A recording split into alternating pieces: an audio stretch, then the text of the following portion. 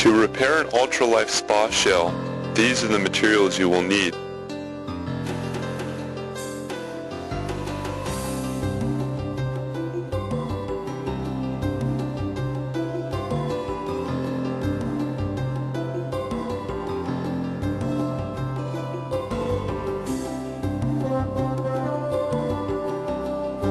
Start sanding with a 120 grit sandpaper.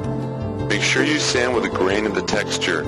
Sand a larger area so a channel will not be created. Although, you do not want to sand too large of an area, as this will create more work for you later when you are recreating the original texture.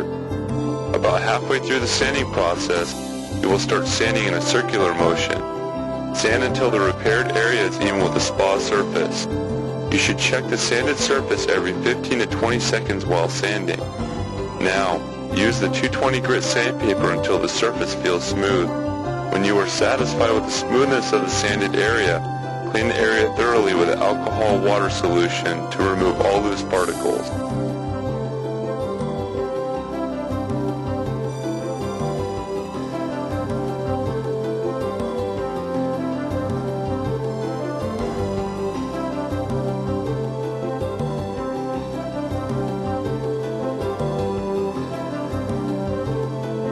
Now, it's time to apply a layer of liquid Ultralife, which will add texture to the sanded area. The liquid Ultralife will be applied using the foam rollers provided in the repair kit.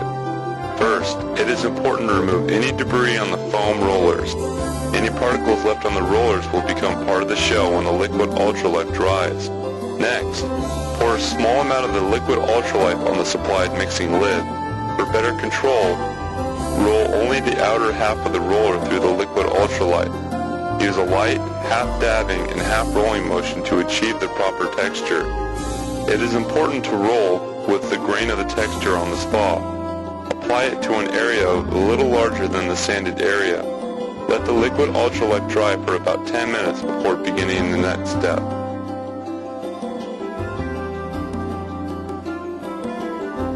Once the liquid Ultralife is dried, you will notice that the texture you applied is a bit rougher than the texture of the rest of the shell. You will now use the 220 grit sandpaper to gently sand the area. This final sanding process is used just to round off any significant protrusions in the texture. It is important not to apply too much pressure during sanding. Thoroughly clean the surface again when you're finished. Using only the outer half of the roller, apply a thin layer to the area this time using only a rolling motion. Do not dab on the final coat. After about 10 minutes, the liquid Ultralife should be completely dry, and then you'll be ready for the final step.